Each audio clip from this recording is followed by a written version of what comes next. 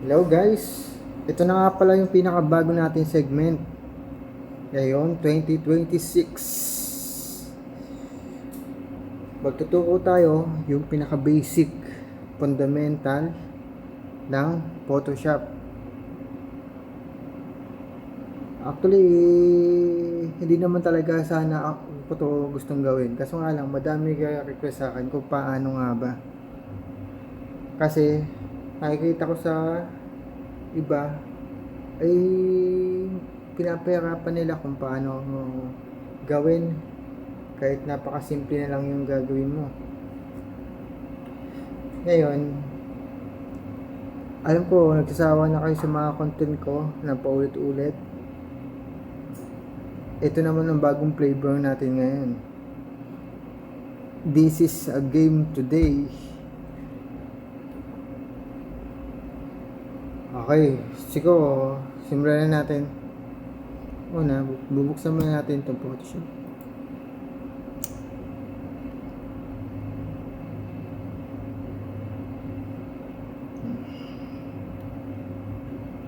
Siyempre, mag-create muna tayo. Dahil dito, makikita nyo kung paano maging master sa ganitong lakaran. Kasi, hindi ito madali guys, pero para sa inyo, papasimplihin lang natin ang lahat ng bagay. Ito yung pinaka part 1 natin ng video. Part 1 na pag-aaralan natin yung mga tools ng Photoshop.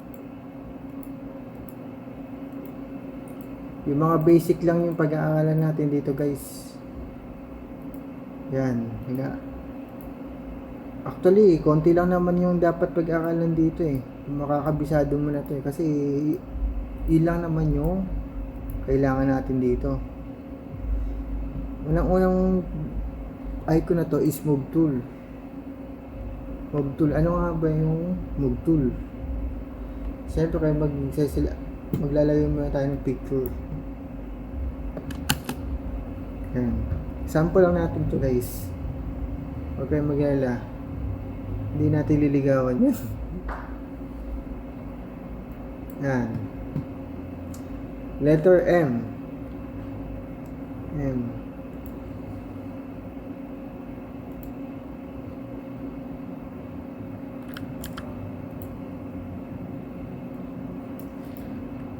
M.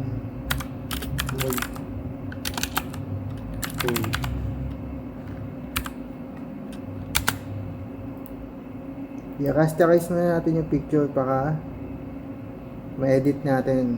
Pag hindi kasi naka-smart object yan, hindi mo na ma-edit yung letter M. Move tool.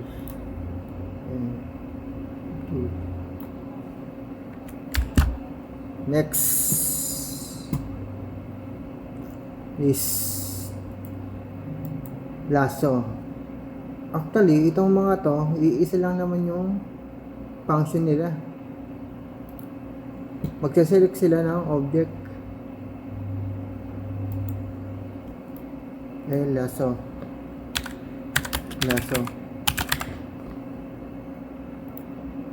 Magsaselect sila ng object parang ganyan. Pwede mo siyang i-delete. Pwede mo din siyang Control-C pagbalik.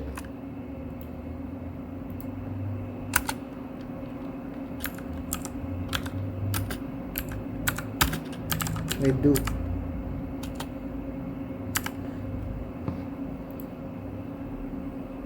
Next is kakap.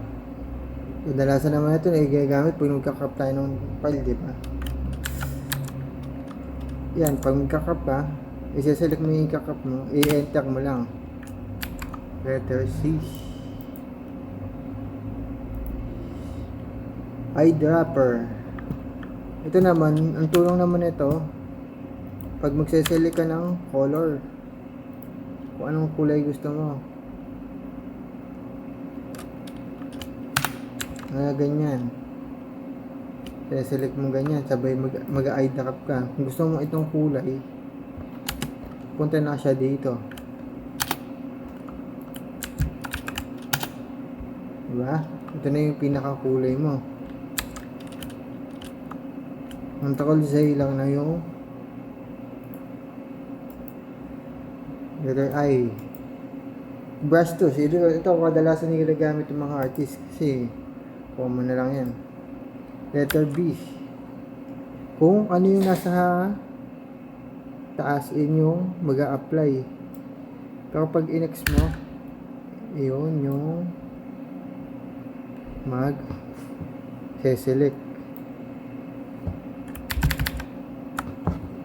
Next is history brush. Same lang sila ng brush. May dimension lang siya kung anong size gusto mo. Next is gradient. Alam na natin kapag gradient, di ba? Sunod is text.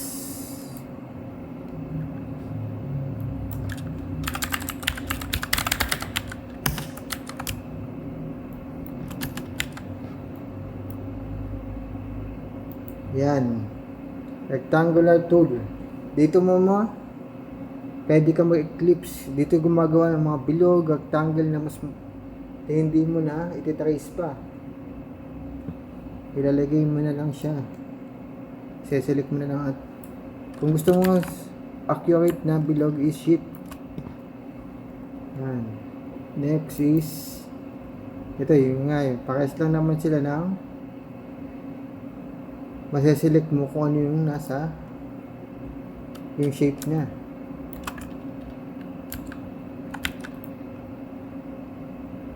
Pwede mo din siya palitan sa ibang video naman natin pag-uusapan yung pagpapalit ng kulay nito. Mga option sa mga layer. Tingin ko talaga kailangan natin matutunan to eh. Next is object select. Yan. Same lang sila na yan. Pwede mo magdadirect na siya kung ano yung object. Next is spot filling brush. Ito kadalasan sa picture. Pag mag-repair ka ng picture, pwede mo siyang minsan ito yung pang remedyo sa mga problema eh. Pag hindi pantay-pantay yung gawa mo. Pag-aaralan natin sa susunod dyan. Madami pang punishment. Yung mga basic lang naman yung pag-aaralan natin. Eraser, yun nga. Pwede mo siyang i-erase yung object.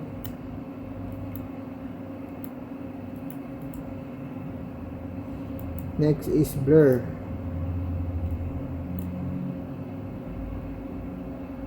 Yung object na pwede nyo i-blur.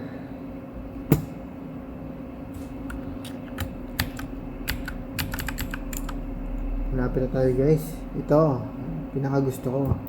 Ito kadalasan ang ginagamit ng artist. Pen tool.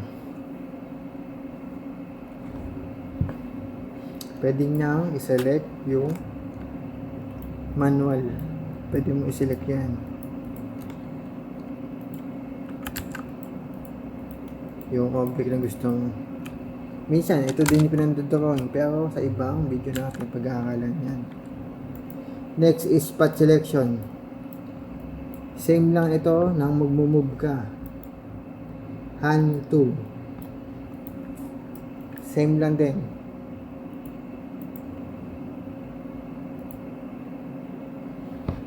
Yun. Actually, konti lang pwede mo naman kabisaduhin dito eh. Sa una. Pero pag sanay ka na, wala nang problema sa'yo. Actually, napakadali lang na ito kung susundan nyo yung mga tips na sinabi ko sa inyo. Pero, sa ibang video, itutuloy natin yan. Mas madami pa kayong matutunan kahit sa saglit na paraan. Salamat sa panonood.